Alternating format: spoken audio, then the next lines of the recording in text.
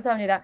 제가 시간이 좀 제한되어 있는 관계로 간단하게 우선 첫 번째로 제가 세계보건기구까지 가게 됐던 그 저의 진로 그리고 그 아까 잠깐 말씀하셨다시피 굉장히 많은 우회와 많은 도전을 해왔었는데요. 그 길을 잠깐 말씀을 드리고 두 번째로는 질문을 토대로 제가 WHO에서 현재 하고 있는 일 그리고 마지막으로 WHO에 진출하기 위한 길 이렇게 세 가지의 큰 섹션과 마지막으로는 제가 후배님들과 나누고 싶은 저의 그 좀 주요 메시지들을 정리를 해서 오늘 15분의 시간을 보낼 예정인데요. 먼저 제가 WHO에 갔던 길 시작은 서울대에서 시작을 했고요. 아까 잠깐 소개해 주신 것처럼 저는 이제 인문계, 고등학교 인문계에 있었고, 그래서 그 당시에, 그런 꿈이 있었던 것 같아요. 그 꿈이 어떻게 시작됐는지를 사실 명확하게 설명하기는 좀 어려운데, 어린 때부터 한국적인 것에 대해 굉장히 관심이 많았고, 그리고 그거를 세계화해야겠다라는 그런 어떤 저 스스로 자신이 이제 뭐 책을 읽고 또 많은 이제 뭐 그 당시에 굉장히 한국의 여성분들 중에 전 세계 무대에서 활동하셨던 분들의 글들을 읽으면서 그런 꿈을 키우고 있었던 제가 고등학교를 졸업하는 시점에 대학을 결정해야 하는 시점에 굉장히 무식하게 대학을 결정을 했습니다. 사실 그냥 성적을 놓고 서울대를 가야겠으니까 어느 과가 맞는지를 사실 봤었고요. 그래서 그중에서 가장 관심이 갔던 고고미술사학과를 선택을 해서 네, 입학을 했습니다. 제가 졸업은 하지 않았고요. 2학년 때쯤 됐을 때 그 열정이 끝나지 않았는데 제가 친구들에 비해서 저의 장점이 없는 것 같은 거예요. 제가 한국의 것을 가지고 세계에 나가야 한다면 내가 다른 친구들에 비해 장점이나 강점이 있어야 할 것 같은데 그곳에서 그것이 발견되지 않았고 그 가운데서 저의 탐색이 다시 시작이 됐어요. 그래서 그 탐색의 결과로 저는 한의학이 그 당시에 제가 원광대학교 한의과대학을 입학을 할 때 표현했던 게 숨겨진 진주와 같았다 이런 표현을 썼었거든요. 그래서 이제 그 열정을 가지고 한의대 원광대학교 한의과대학에 99학번으로 입학을 했습니다.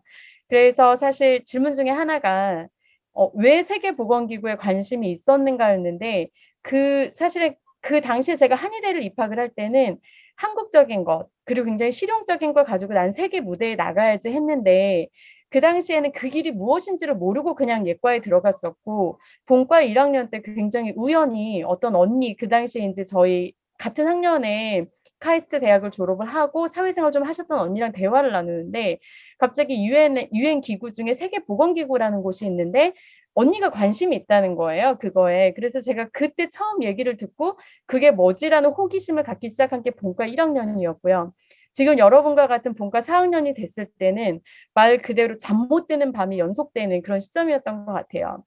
한의대에 들어와서 사실 최선을 다해서 공부를 했었고 또 이제 세계화라는 꿈을 꿨었고 교수님들도 당시에 많은 그런 말씀을 해주셨는데 제 머릿속에 본과 4학년이 됐는데 도대체 뭐가 한의학의 세계화의 명확한 그 규정과 또 그리고 제가 그거에 어떻게 기여할지가 그려지지가 않는 상황인 거예요.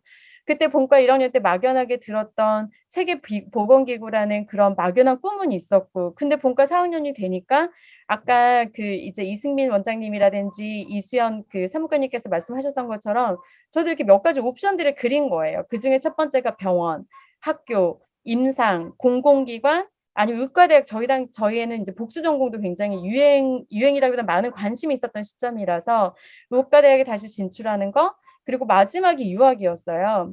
그런데 그 결정이 쉽지가 않은 거예요. 왜냐하면 당시에 저의 상황이 경제적으로도 좀 독립이 되어야 할 상황이었었고 부모님으로부터 그리고 또 실패가 그렇죠. 저희가 이제 또 한의과 대학에 들어올 정도의 우리 후배님들이라든지 많은 선배님들 저희 사실 실패하고 싶지 않잖아요. 그래서 제 마음에 어떤 옵션을 선택할 때 나의 실패가 가장 최소화되는 거에 대한 고민이 너무 심해서 본과 4학년 1학기가 지난 시점부터 잠을 거의 못 잤던 것 같아요. 어떻게 하면 난 나의 길을 갈 수 있을까에 대한 고민으로.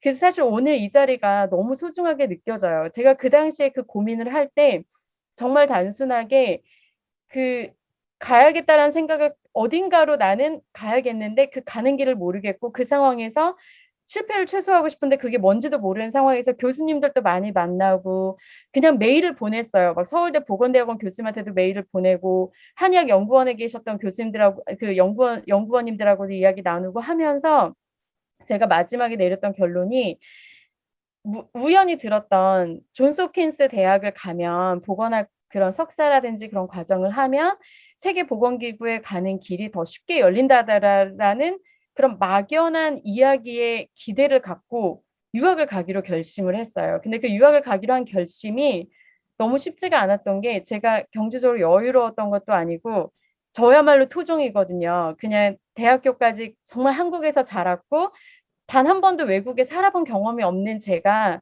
유학을 가겠다고 결심은 했지만 도대체 무슨 시험 준비를 해야 하면 영어는 되는지 안 되는지 모르고 그냥 강남에 있는 학원 등록 시작해서 GRE 시험을 준비를 시작을 했었어요. 당시에 제가 어떤 기관에 적을 둬야겠다는 생각으로 네, 원광대학교 이제 그 조교를 하면서 그런 준비를 시작을 해서 굉장히 어려운 고민 끝에 유학을 가게 됩니다. 그러니까 감사하게도 합격은 했었고요. 근데 제가 왜 어렵다고 표현을 했냐면 제가 유학을 갔을 때 많은 사람들이 너 굉장히 경제적으로 여유로운가 보다 이랬는데 저는 사실 지금 혹시라도 저와 비슷한 꿈을 꾸시는 후배님들 가운데 나는 상황이 안 되는데 이런 고민을 하시는 분이 있을 것 같아서 제 상황을 잠깐 말씀을 드리자면 경제적으로 전혀 준비되지 않았고 말씀드린 것대로 순수 토종이었어요. 그러니까 영어라는 거는 저에게 관심이 있고 잘하고 싶은 대상이었지만 잘하는 건 아니었던 거죠.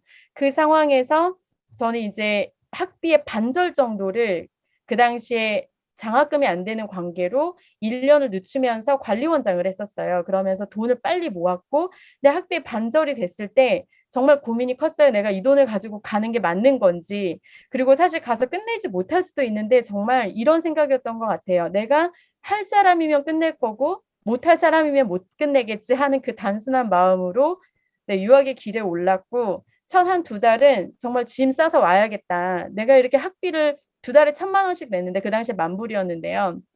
두 달에 1,000만 원씩 내면서 친구들은 농담해도 웃는데 나는 웃지도 못하고 내가 뭘 알아듣고 뭘 알아듣지 못하는지도 모르겠는 상황을 계속 견딘다는 게 쉽지 않아서 짐을 싸야지 했는데 어떻게 정말 많은 고민 끝에 그 1년이라는 과정을 마치게 됐는데요. 제가 이제 그 1년의 과정을 마치면서 잠깐 보건학이라는 걸 선택을 했던 그 상황을 말씀을 드리자면 제가 이제 홉킨스의 보건학을 선택을 할 때는 그 아까 말씀드렸던 그 막연한 홉킨스를 졸업하면 세계보건기구에 쉽게 갈 수 있다라는 그 기대도 있었지만 기본적으로 지금 한의대 후배님들 참 많이 고민하실 것 같은데 저는 그 고민이 있었어요.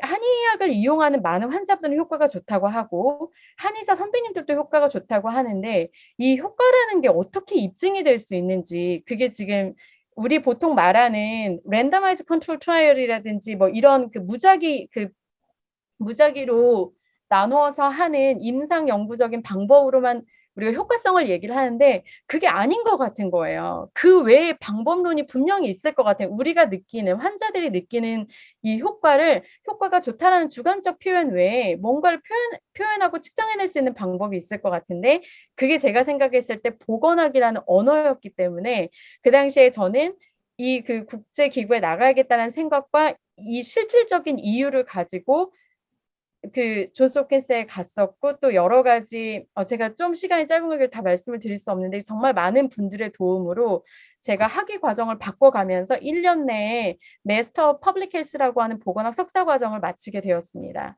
그래서 그 힘든 과정을 마치고 사실 한국에 들어왔을 때 굉장히 좌절이 컸어요. 왜냐하면 그렇게 힘들게 마치고 왔는데 한의사로서 그런 국제보건학을 한 사람이 할 수 있는 일이 생각보다 많지 않았던 거예요. 그리고 저는 그 과정에 빚을 많이 안아야 했기 때문에 마음이 급했었어요. 그래서 제가 한국에 돌아오자마자 다시 임상의 길로 가야 했을 때는 솔직히 좌절의 마음이 많이 컸습니다.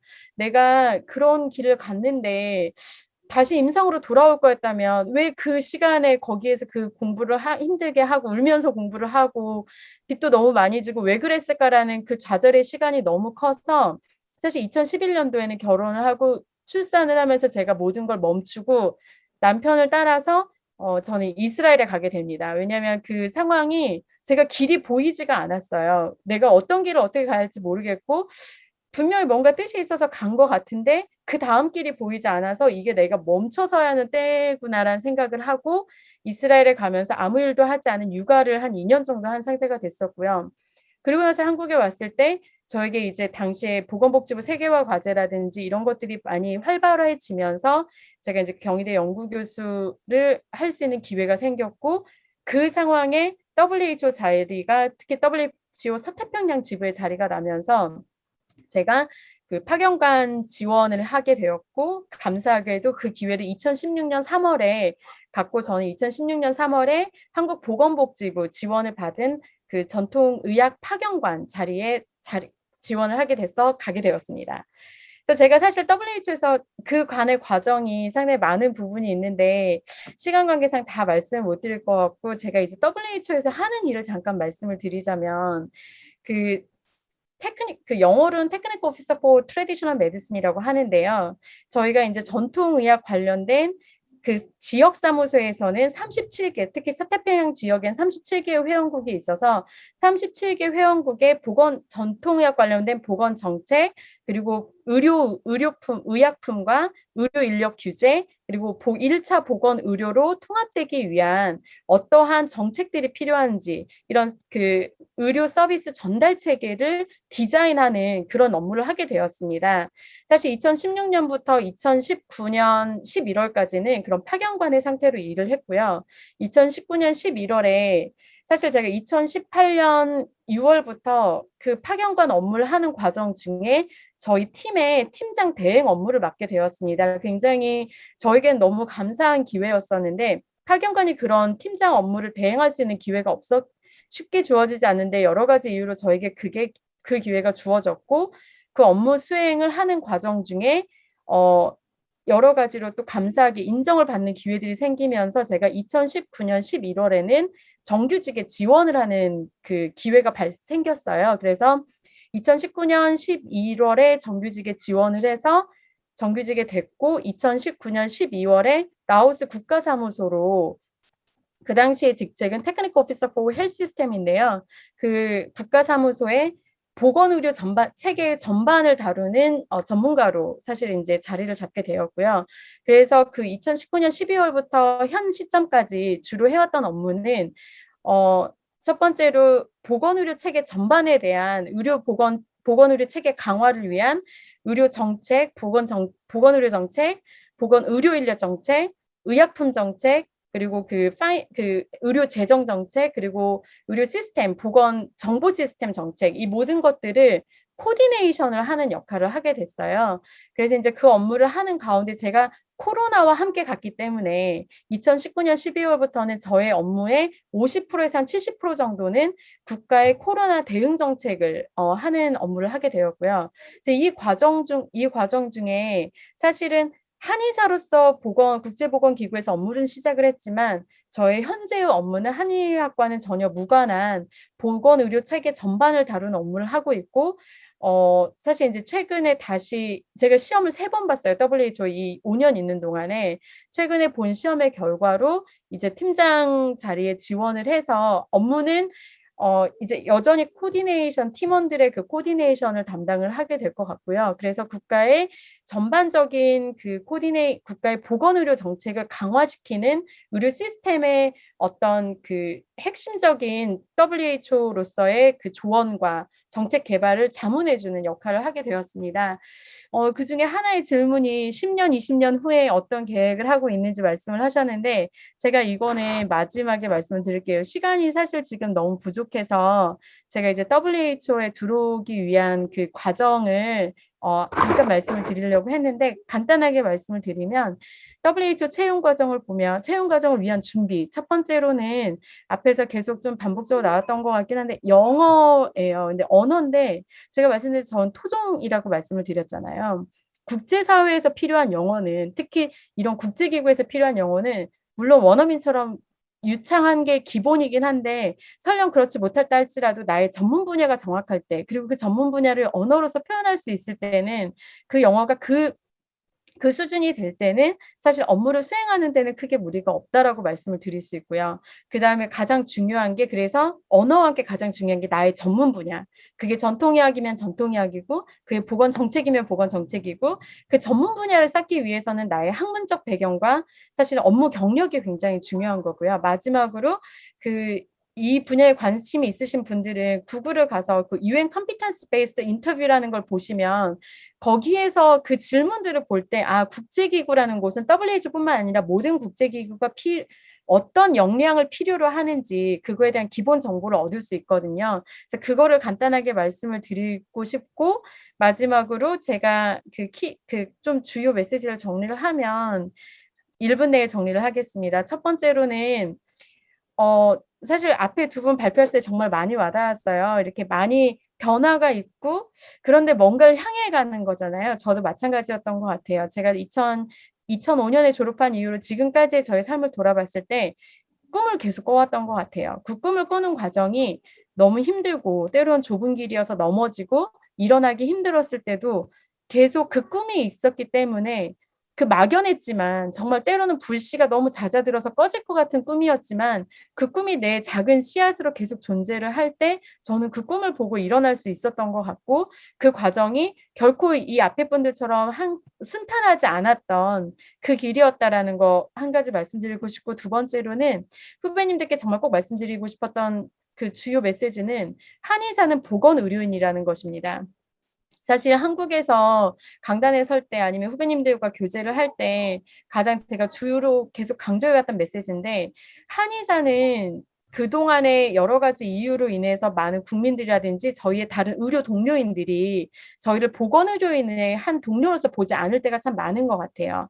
우리는 국가 보건의료 체계의 강화에 기여를 하고 있는 당당한 보건의료인으로서 한국 보건의료 체계의 한 일원으로서 계속 고민해 나가야 하고 그런 인식이 전 세계적인 측면으로 나아갈 때 사실은 국제기구에서 한의사의 역할이라든지 내가 어떤 일들을 해나갈 수 있을지에 대한 고민을 확장해 나갈 수 있을 거라고 생각을 하고요. 마지막으로 여성으로서 사회 속에서 성장하는 이야기를 하고 싶은데요. 그게 아까 그 10년, 20년 후에 저희 진로에 대한 질문에 대한 답인데요. 이렇게 꿈을 꾸고 계속 왔지만 여자로서 사회에서 성장해 나가는 길이 특히나 더 어려웠던 것 같아요. 그거는 결혼보다도 육아를 병행할 때 가장 힘들었던 것 같아요. 그리고 그게 지금 현재 저의 가장 큰 문제거든요.